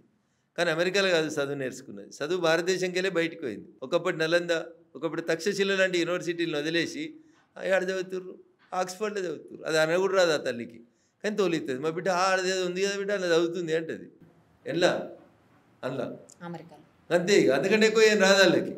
కాబట్టి ఈ నలంద, తక్షశిల లాంటి యూనివర్సిటీలు, పాత విద్యా విధానం, మన ఆహారపు అలవాట్లు, ఇవి ప్రపంచానికి మార్గదర్శనం చేస్తాయి. ఇలా మీకు వింతగా అనిపిస్తుండొచ్చు, రఘునందన్ రావు ఏంది ఇట్లా వెనకకు పోయి మాట్లాడుతున్నాడు అని. కరోనా వచ్చినప్పుడు అందరూ చూసిరు ప్రపంచాన్ని, చాలా మంది ఎక్కిరిచ్చిరు మనల్ని. ఇండియన్స్ శైలితో తింటారు, వీళ్ళు శైలి కడుక్కోరు, వీళ్ళకి శైలి కట్టుకోవడానికి శానిటైజర్ లేవు, సబ్బులు లేవు, వీళ్ళకి డిసిప్లిన్ లేదు, వీళ్ళకి అసలు మంచిగా ఆహారపు అలవాట్లు లేవు, తిన్నాక చేయి కూడా సరిగా తుడుచుకోరు వీళ్ళు. ఇట్లా మన గురించి హేళన చేసిరు. శానిటైజర్ లేవు, మాస్కులు లేవు, ఆక్సిజన్ సిలిండర్ లేవు, దవాఖానాలు లేవు, అసలు ఎట్లా బతుకుతారు భారతీయులు కరోనాలో అని అనుకున్నారు. ఎండిపోయిన రొట్టెలు తిన్నలు టప్ప పడ్డారు, వికెట్లు పడ్డాడు. కానీ భారతీయులే బతికిరు, నిలబడ్డారు, ప్రపంచానికి మార్గదర్శనం చేసిరు. 150 దేశాలకు మందు తయారు చేసి పంపించారు. ఎట్లా ఇలా ప్రపంచం అంతా కషాయం అంతా అవుతుంది. అడికెళ్ళి వచ్చింది కషాయం మన దగ్గర నుంచి, వంటింట్లోకి వెళ్ళే. గదే అల్లం, గదే వెల్లుల్లి, గవే పోపు గింజలు, గవే జీలకర్ర, గవే ఆవాలు, గవే మెంతులు. ఇవి తిన్నోళ్ళే మనం నిలబడ్డాం. మన బాడీలో రెసిస్టెన్స్ వచ్చింది. ఎండిపోయిన రొట్టెలు తిని ఫ్రిడ్జ్లలో పెట్టుకొని 10 రోజులు ఈ ఓవెన్లో వేడి చేసిన వాళ్ళందరూ క్యాన్సర్లు వస్తూ ఉన్నాయి. సో అందుకని మళ్ళీ విరుగుట కొరకే నేను ఇందాక కోకపేట గురించి చెప్పింది కూడా దీనికే. ప్యాన్లు, స్టిక్కర్లు, కుక్కర్లు, ఫ్రిడ్జులు ఇవి అన్ని పోయి మళ్ళీ కుండలలో వండుకొని కుండ బిర్యానీ తినే పరిస్థితి కుండల్లోనే వండుతున్నారు మళ్ళీ. అందుకని విరుగుట కొరకనే చెప్తున్నాను. భూమి గుండ్రంగా ఉంటుంది, ఇట్లా తిరిగి మళ్ళీ పెట్టేమో ఆడికే వస్తాం కూడా. అందుకని ఇట్లా పెరిగితే ఏమవుతుందంటే 1917లో టిఆర్ మాల్తూస్ అని ఒక రష్యన్ ఎడ్యుకేషనిస్ట్ చెప్తాడు, జనాభా ఇట్లా మల్టిప్లై పెరిగిపోతూ ఉండి జనాభాను కంట్రోల్ చేయలేకపోతే ఏ డే విల్ కమ్. ఎవరు కంట్రోల్ చేస్తారు? బరువు ఎక్కువైనాక భూమి కంట్రోల్ చేస్తుంది. భూమి ఎట్లా కంట్రోల్ చేస్తుంది అని మీకు డౌట్ రావచ్చు. రకరకాల సునామీ వచ్చిందా? పోయినాయా వికెట్లు? లాతూర్లో భూకంపం వచ్చిందా? పోయినాయా? రేపు పొరపాటున మనం ఉంటున్న భాగ్యనగరానికి భూకంపం వచ్చింది అనుకోరి, ఇట్లా చూసేటి అన్నీ ఉంటాయా? ఉండవు కదా. సో అందుకనే ఎకలాజికల్ ఇంబ్యాలెన్స్ జరగవద్దు, ప్రకృతి విధ్వంసం జరగవద్దు. మీరు నాకేంది లేని రోడ్లను ఖరాబ్ చేస్తాను, నాకేంది లేని చెట్లను నరుకుతా అనేది బంద్ చేయాలి. ఎందుకంటే మీరు కూడా ఈ సమాజంలో భాగం కాబట్టి, ఈ సమాజం బాగుంటేనే మీ నెక్స్ట్ జనరేషన్స్ బాగుంటాయి. కాబట్టి దయించి ఎకలాజికల్ ఇంబ్యాలెన్స్ జరగకుండా చూడాల్సిన బాధ్యత మీది, మాది, అందరిది కూడా. పర్ఫెక్ట్గా చెప్పారు. ఒక్కటి క్వశ్చన్ సార్, మన కేటీఆర్ గారు కార్ రేస్కి సంబంధించిన ఇష్యూలో అది ఇష్యూ నడుస్తూనే ఉంది, అరెస్ట్ చేస్తారంటారు, లేదంటారు, మళ్ళీ అదంటారు, ఇదంటారు. అసలు ఏం జరుగుతుంది సార్? మీరు అడ్వకేట్ కూడా కదా, అందుకని ఒక్కసారి దాని గురించి. సో చట్టం తన పని తను చేసుకుపోతలేదు. స్పీడ్ బ్రేకర్లు వస్తున్నాయి, కోర్టుకు పోతున్నారు, రకరకాలైనటువంటి ఇష్యూస్ ఉన్నాయి దాంట్లో. నేను మంత్రి హోదాలో ఇచ్చిన క్యాబినెట్ అప్రూవల్ తోటి ఇచ్చిన అనేది కేటీఆర్ గారు. ఆ రోజు మీరు ఆపద్ధర్మ మంత్రి, ఎన్నికల కూడా అమల్లో ఉంది. సో ఇట్లా నాణానికి బొమ్మ బొరుసని రెండెట్లుంటాయి, అట్లా పాజిటివ్స్ మైనస్లు చాలా ఉన్నాయి దాంట్లో. చట్టం అరెస్ట్ చేయాలనుకుంటే ఏ నిమిషమైనా అరెస్ట్ చేయడానికి అవకాశం. సో కాబట్టి దాంట్లో మోస్ట్లీ అది జరుగుతుందని నేను అనుకుంటున్నాను. Thank you so much. మరిన్ని అప్డేట్స్ కోసం నిరుపమ సుమన్ టీవీ ఇన్స్టా పేజ్ని ఫాలో చేయండి. సుమన్ టీవీలో మీ పర్సనల్ అండ్ బిజినెస్ ప్రమోషన్స్ కోసం కింది నెంబర్కి కాంటాక్ట్ చేయండి.